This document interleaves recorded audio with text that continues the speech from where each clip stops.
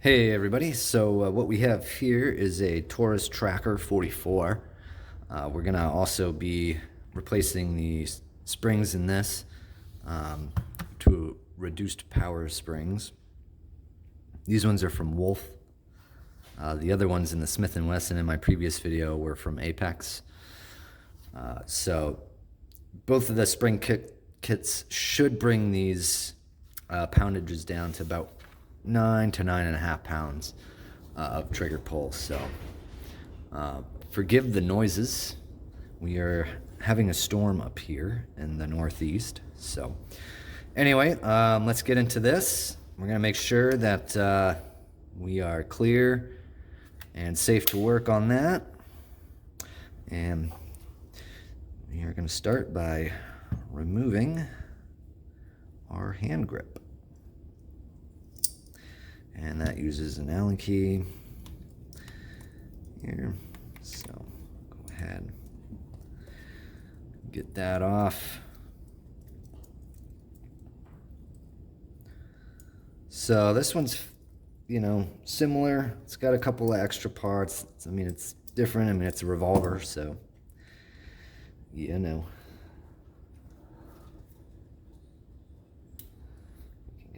out. That'd be great. All right, so same thing with this. We have our hammer spring and strut here, and this strut's going to have a little hole in it.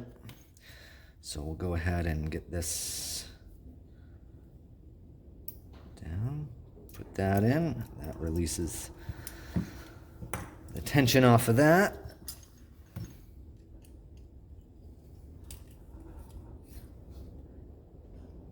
These screws undone here.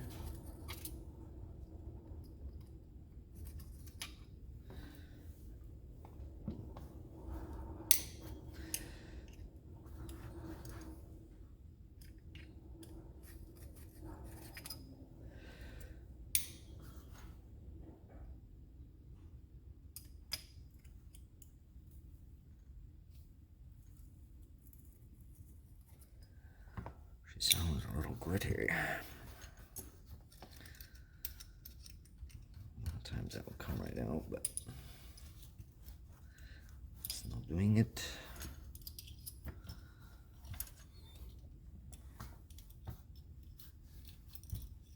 All right, there's that. Set that aside.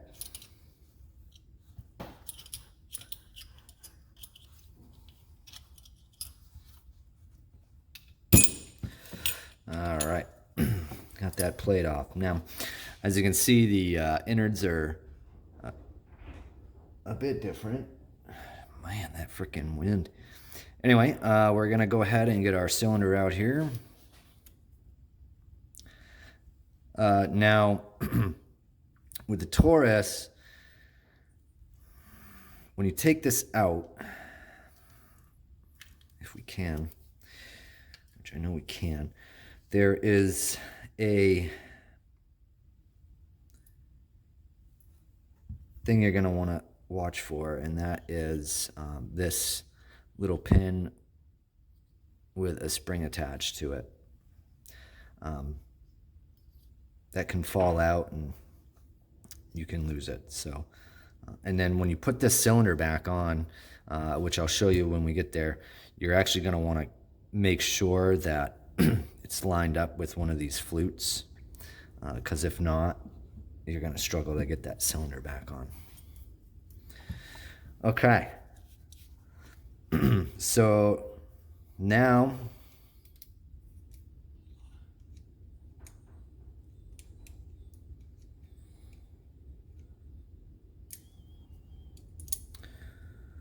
what we're going to want to do is manipulate our cylinder release there, and we'll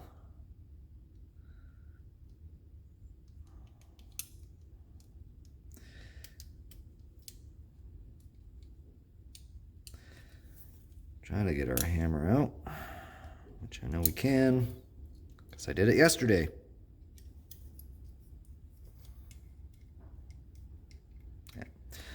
trigger all the way back to get that hammer out. Now, same thing, this trigger return spring here has a little hole that you're going to want to put a little paper clip into to hold that, okay? And then this can actually pull right out there, just like that, okay? Leave all of this like that.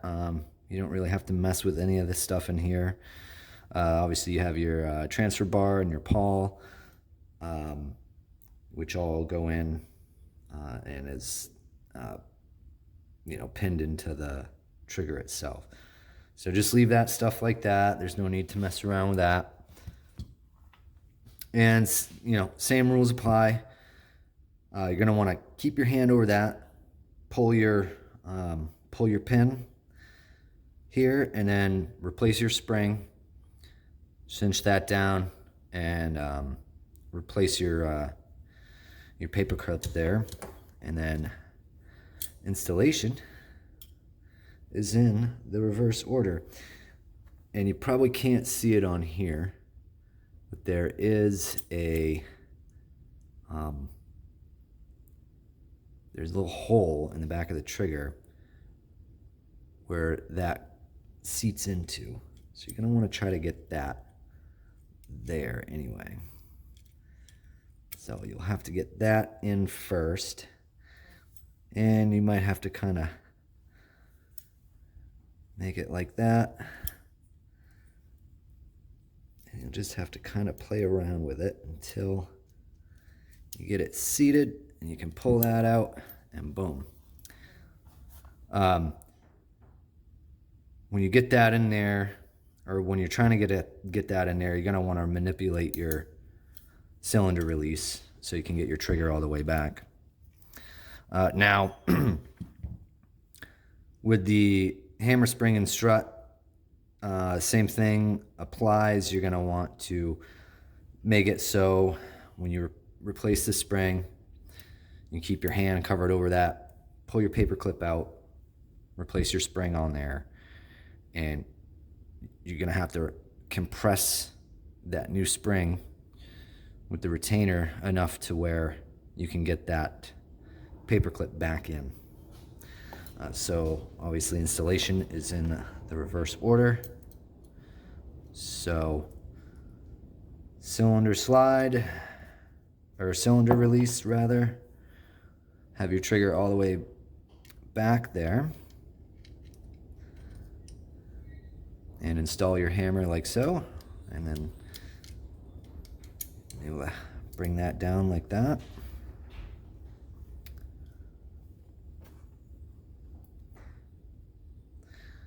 And then this obviously has its own home up in there. And you're going to want to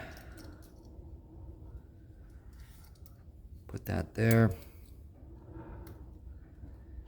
And the easiest way is to manipulate your cylinder release, pull your trigger all the way. That way it relieves the pressure on that, and then that gets all set back in like that. Now we're going to put our cylinder back in. Now, like I said, you're going to want this part lined up with one of these flutes on the cylinder to get this in, because you won't have enough clearance to get it back on. So that's what I found anyway. Let's go ahead and get that worked back in here if we can.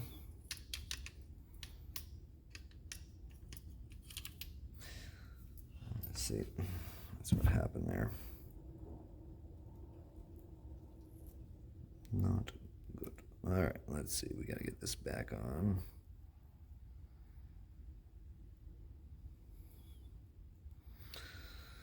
Get that back in. And close that up, and then we can get our plate back on.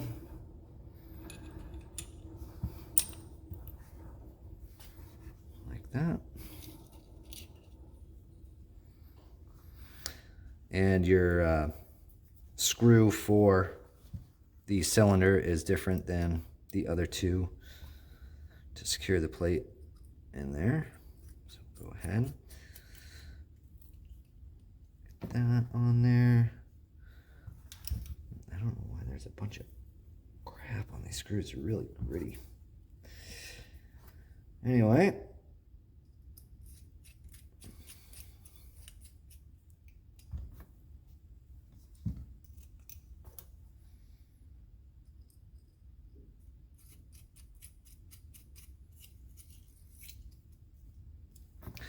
That's like that. That goes like so. And we get our stuff back on.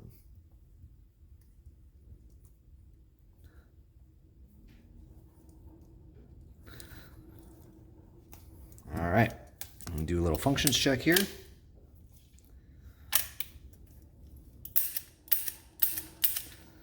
And she's good to go. So that's your reduced power spring replacement on a Taurus Tracker 44. If you have any questions or comments or whatever, feel free to leave them down in the comments below. Thanks for watching.